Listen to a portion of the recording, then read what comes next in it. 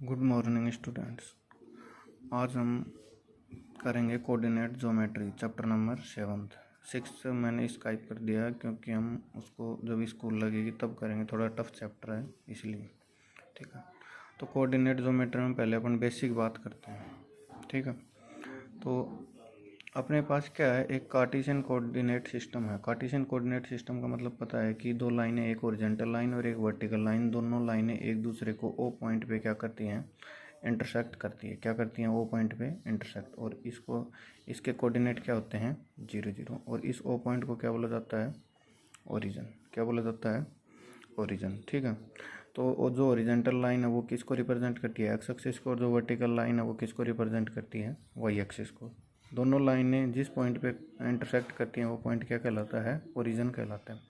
और दोनों लाइनों के इंटरसेक्शन से जो कार्टेशियन प्लेन है ये पूरा, ये कितने पार्टों में डिवाइड हो जाता है? 4 पार्टों में डिवाइड हो जाता है। प्रत्येक पार्ट क्या कहलाता है? क्वाड्रेंट कहलाता है।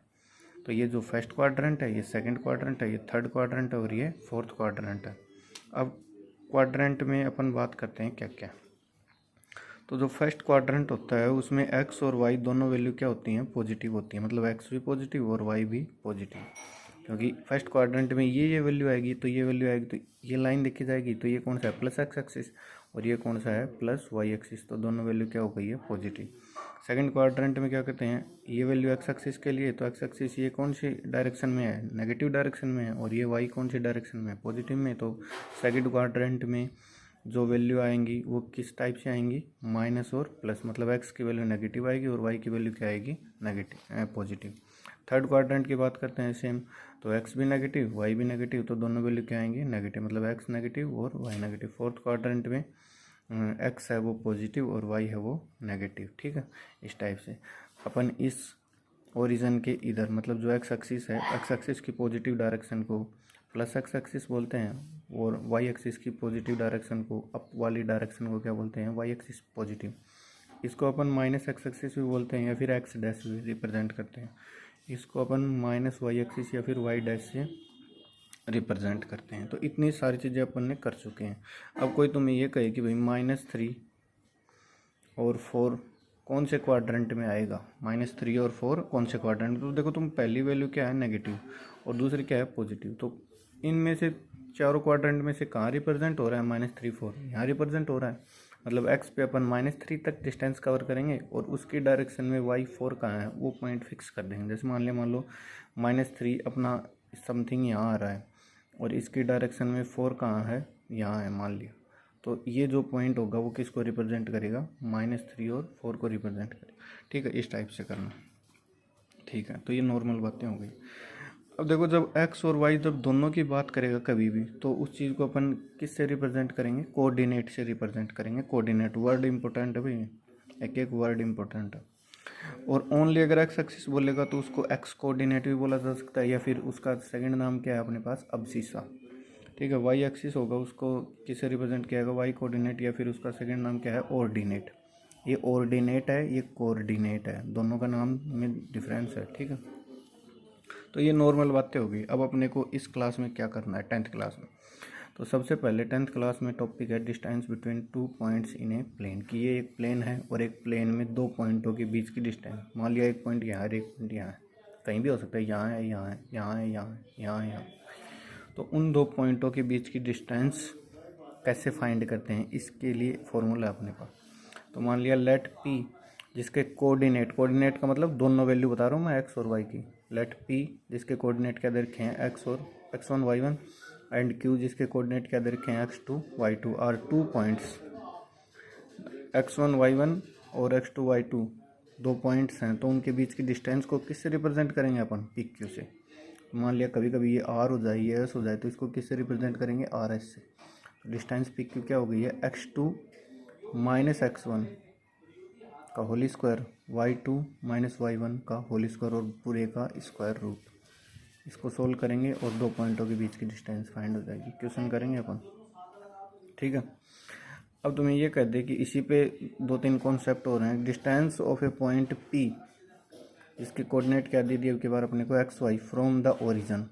कि मान लो कहीं भी कोई पॉइंट P ले लिया, ये पॉइंट ले लिया, और इस पॉइंट की और यहाँ से डिस्टेंस पूछ ले, तो इसको किससे रिप्रेजेंट करेंगे, ओ पॉइंट है, ये पी है तो ओपी, ओपी से ही तो रिप्रेजेंट करेंगे, या पी ओ से रिप्रेजेंट करेंगे, कैसे भी ले सकते हैं, इससे कोई फर्क नहीं पड़ेगा क्योंकि अपने को होल स्क्वायर करना है, तो नेगेटिव आएगा तो भी पॉजिटिव बन जाएगा। तो पी ओ क्या हो गया, अंडर रूट, फॉर्मूला तो सेम ही रहेगा लेकिन इसके अकॉर्डिंग अपन देखें तो ओ के कोऑर्डिनेट क्या है, 0 0, तो फॉर्मूला तो x2 - x1 ही है, लेकिन x1 की वैल्यू क्या है, 0, इसलिए अपन डायरेक्ट फार्मूला याद रख सकते हैं ताकि थोड़ा जल्दी हो जाए अपना।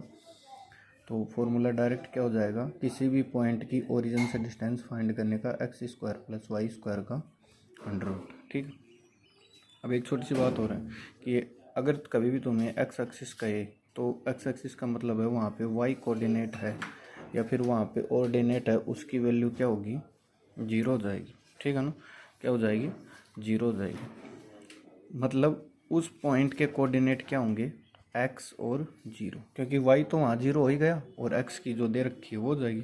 ऐसे ही मान लो किसी अपने को y एक्सिस के लिए कही तो उसका मतलब है कि x कोऑर्डिनेट है, x कोऑर्डिनेट का मतलब अब्सिस्सा, उसकी वैल्यू क्या हो जाएगी, 0, तो उसको कैसे रिप्रेजेंट करेंगे अपन, 0 और y से रिप्रेजेंट करेंगे। ठीक है, 2-3 बातें हो रही हैं, तो वो कहीं फॉर्मूले नहीं है लेकिन मैं बता रहा हूँ ताकि तुम्हें कॉन्सेप्ट सोल्व करने में आसानी हो जाए।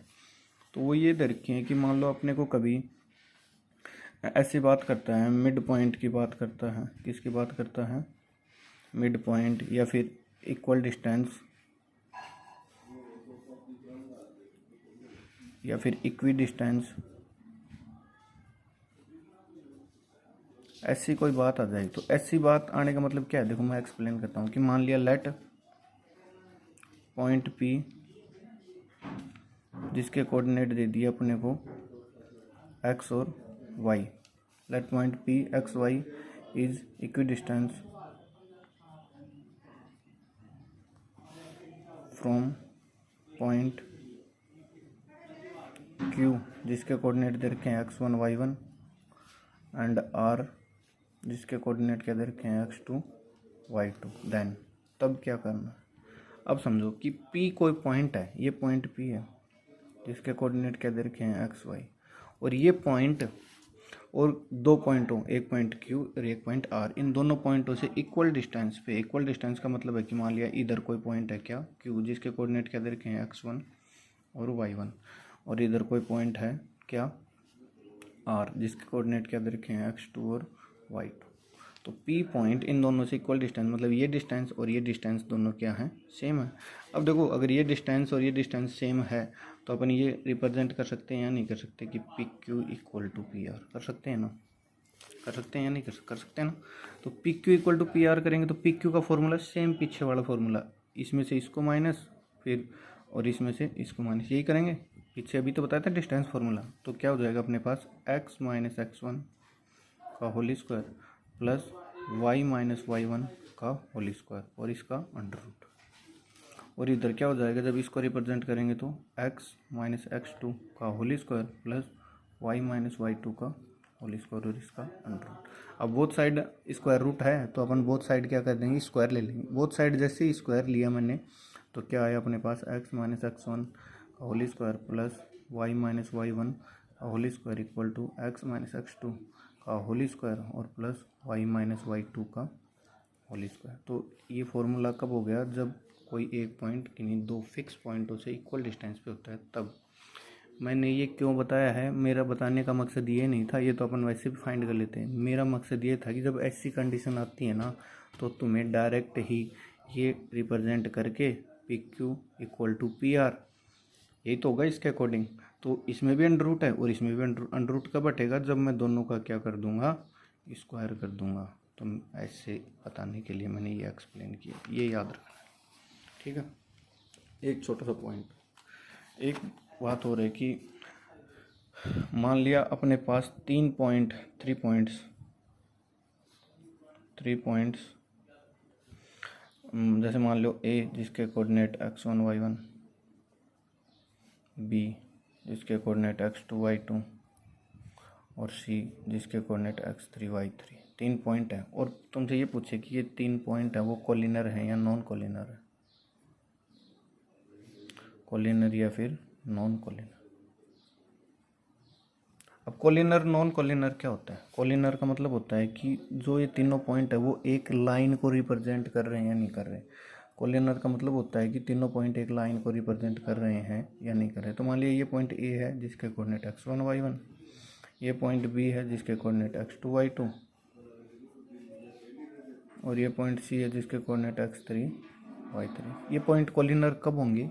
कोलिनर चेक करना हो ना, अगर तीनों पॉइंटों को कोलिनर की कंडीशन चेक करनी हो तो क्या करेंगे, अपने पास ऐसा होना चाहिए A B plus B C equal to किसके हो जाए, ए सी के। अगर ये कंडीशन आ जाए तो वही बात, ए बी का मतलब डिस्टेंस फार्मूला लगाएंगे, बी सी का मतलब इन दोनों में डिस्टेंस लगाएंगे, और ए सी का मतलब इन दोनों में डिस्टेंस लगाएंगे। अगर A B plus B C की वैल्यू अगर ए सी के इक्वल हो जाएगी तो तीनों पॉइंट क्या होंगे, कोलिनर पॉइंट्स होंगे। ठीक है, तो ये तो हो गई बात। अब अपने को क्वेश्चन ऐसे ना देके क्या करता है, कई बार अपने को ये बात भी पूछ लेता है कि भाई कि 3 पॉइंट दे दे और ये कहे कि ये कौन से ट्राइंगल के वर्टेक्स हैं, 4 पॉइंट दे दे और ये कहे कि ये कौन से क्वाड्रिलेटरल के वर्टेक्स हैं। ठीक है ना, तो क्या करते हैं अपन, ट्राइंगल्स की बात करते हैं। तो सबसे पहला नाम है अपने पास equilateral triangle. Equilateral triangle angle कभी चेक नहीं करेंगे भाई, ओनली साइड्स चेक करेंगे। जब इक्विलैटरल ट्राइंगल की बात करेंगे तो अपने पास ऑल साइड्स हैं और इक्वल होनी चाहिए। क्या होनी चाहिए, इक्वल होनी चाहिए। मान लिया ये कोई ट्राइंगल है, इक्विलैटरल ट्राइंगल है, ये बी और ये सी, और वही कोऑर्डिनेट देगा अपने को, तो x1 y1, x2 y2 और x3 y3 दे दिया। ठीक है, अब इक्विलैटरल ट्राइंगल के लिए क्या करना चाहिए, पूछेगा कि तीनों वर्टेक्स इक्विलैटरल ट्राइंगल को रिप्रेजेंट कर रहे हैं या नहीं कर रहे। क्या करना पड़ेगा, अपन वही करेंगे, ए बी फाइंड करेंगे डिस्टेंस फार्मूले से, बी सी फाइंड करेंगे, और क्या फाइंड करेंगे, ए सी फाइंड करेंगे। अगर ये तीनों चीज़ें इक्वल आ जाएं तो कौन सा ट्राइंगल हो जाएगा, इक्विलैटरल ट्राइंगल हो जाएगा। दूसरा कौन सा है, आइसोसेलेस।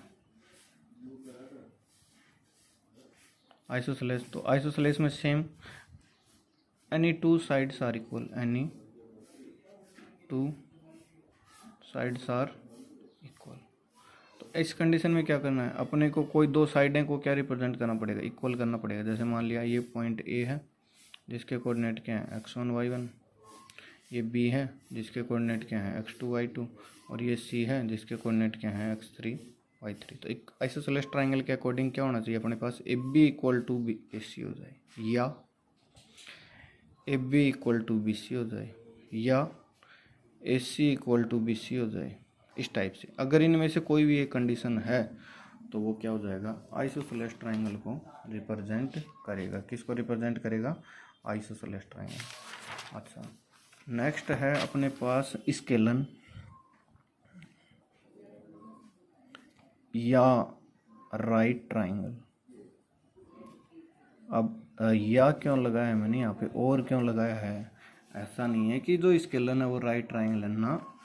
कई एक बार ऐसी कंडीशन आ जाए, अब तुम कह दो कि सर एक ऐसा ट्राइंगल जिसमें A B equal to B C equal to A C, या नॉट इक्वल टू नहीं, ऐसी कंडीशन आ जाए तीनों अनइक्वल हो, तब क्या करें। तो भाई तुम कह दोगे कि सर वो तो स्केलन हो गया, नहीं स्केलन नहीं हुआ। तो उसके लिए तुम्हें सबसे पहले क्या चेक करना है, अगर तीनों अनइक्वल आ गए ना तो क्या चेक करना है तुम्हें ये चेक करना है कि जो सबसे लार्जेस्ट साइड है उसका अगर square to sum of square of two remaining sides, sum of square of two remaining sides के इक्वल हो जाए तो वो किसको रिप्रेजेंट करेगा, तो वो राइट ट्राइंगल को रिप्रेजेंट करेगा। मतलब समझ गए, लार्जेस्ट साइड किसको रिप्रेजेंट करेगी, हाइपोटेनियस के स्क्वायर को, और दो साइड से वो किसको रिप्रेजेंट करेंगे, एक बेस के स्क्वायर को और एक परपेंडिकुलर के स्क्वायर को। तो जब भी तीनों साइड अनइक्वल आए तो तुम्हें ये चेक करना है कि जो उन तीनों में से जो सबसे बड़ी साइड है उसका स्क्वायर बची हुई दो साइडों के स्क्वायर के सम के इक्वल है या नहीं। अगर है तो तुम कहोगे वो राइट ट्राइंगल है, वरना क्या कहोगे तुम, वो स्केलन है। तो ये तो ट्राइंगल की बात होगी। अब बात करते हैं किसकी, क्वाड्रिलेटरल की। किसकी करते हैं, क्वाड्रिलेटरल। तो क्वाड्रिलेटरल में सबसे पहला क्या है, square. Square, all sides are equal and diagonal are also equal.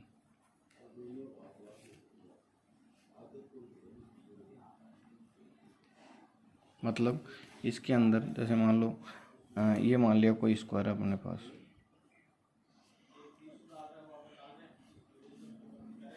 तो इसमें क्या करना है, एक स्क्वायर के अंदर A B equal to B C equal to C D equal to A D. अगर ऐसा है, और एंड और नहीं, एंड ये भी होना चाहिए, ए C equal to B D. अगर ये दोनों कंडीशन है तो वो क्या होगा, स्क्वायर होगा, क्योंकि स्क्वायर की चारों साइडें और दोनों डायगोनल क्या होते हैं अपने पास, इक्वल होते हैं। स्क्वायर के बाद है सेकंड रोम्बस। क्या है, रोम्बस। तो बात करते हैं रोम्बस की। रोम्बस क्या होता है कि ऑल साइड्स आर इक्वल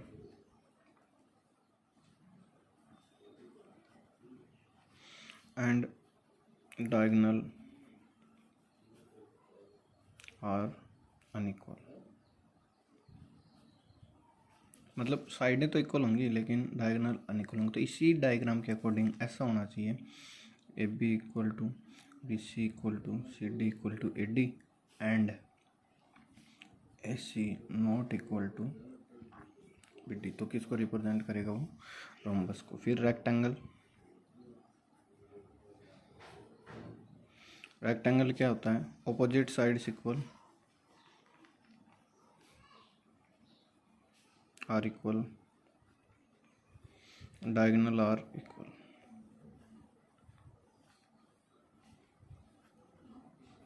मतलब मान लिया ये कोई रेक्टेंगल है, इसमें ए बी सी और ये डी। तो इसके अकॉर्डिंग क्या होना चाहिए, ए बी इक्वल टू तो किसके होना चाहिए, डी सी के, और बी सी इक्वल टू किसके होना चाहिए, ए डी के, and A C equal to किसके होना चाहिए। अगर ऐसी कंडीशन है तो वो किसको रिप्रेजेंट करेगा, रेक्टेंगल। और अगर ये कंडीशन नहीं है, ये तो है ये नहीं है, तो वो किसको रिप्रेजेंट करेगा, पैरेललोग्राम को। अगला क्या है, तो पैरेललोग्राम एक रेक्टेंगल ही होता है। तो इसमें क्या ऑपोजिट साइड्स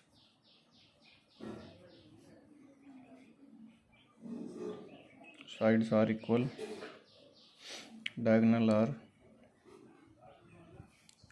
अनइक्वल। तो इस कंडीशन में पैरेललोग्राम बना लेते हैं अपन, रेक्टेंगल की शेप का ही बना लेते हैं। तो इसमें क्या हो जाएगा, ए बी इक्वल टू तो किसके होगा, डी सी के, बी सी इक्वल टू किसके होगा, ए डी के, and A C not equal to. तो अपने को क्या होगा अपने पास, पैरेललोग्राम।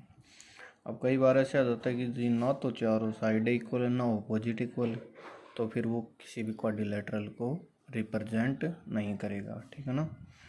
अगर किसी क्वाड्रिलेटरल में ना तो चारों साइड इक्वल है, ना ऑपोजिट साइड इक्वल है, तो और ना डायगोनल इक्वल है, ऐसा कुछ भी नहीं है, मतलब इनमें से एक भी कंडीशन सेटिस्फाई नहीं कर रहा है, तो वो क्वाड्रिलेटरल नहीं होगा। क्या नहीं होगा, क्वाड्रिलेटरल। तो ये अपना सब कुछ 7.1 एक्सरसाइज पे डिपेंड है। तो पूरी 7.1 में अपन ने क्या देखा है, ओनली डिस्टेंस फार्मूला देखा है। अगर किसी बच्चे को डिस्टेंस फार्मूला अच्छे से आ गया और क्वेश्चन की लैंग्वेज समझ गया, तो इतना इजी चैप्टर है जिसकी कोई हद नहीं है, ठीक है। तो तुम्हें सारे फॉर्मूले ये यहाँ तक का राइट डाउन करना है, समझना है, और फिर एक्सरसाइज सोल्व करनी है। अब हमने एक क्वेश्चन करते हैं एक्सरसाइज का, एक फाइंड करते हैं, ठीक है। तो अपने पास फर्स्ट एक्सरसाइज 7.1 का फर्स्ट क्वेश्चन है, और फर्स्ट क्वेश्चन का फर्स्ट पार्ट है। एक क्वेश्चन आता है भाई 1 नंबर का हमेशा, चाहे एमसीक्यू में पूछे चाहे वैसे पूछे। फाइंड डिस्टेंस 0.23 और 41, ये पॉइंटों के बीच की डिस्टेंस। तो लेट P 23 एंड Q 41। तो distance P Q equal to, formula लगाने की हर बार जरूरत नहीं है, लगाना चाहो तो लगा दो। तो पिक क्यू इक्वल टू क्या जगह √x2 - x1 का whole square plus y2 - y1 का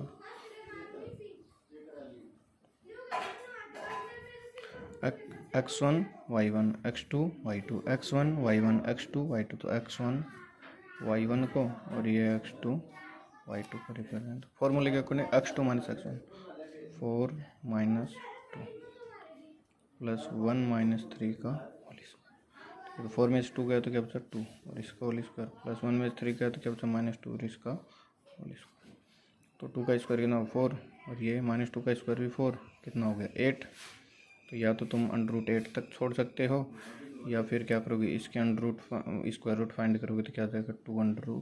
तो दोनों पॉइंटों के बीच की डिस्टेंस क्या होगी 2√2 यूनिट। इस टाइप से अपने को सारे क्वेश्चन करने हैं। और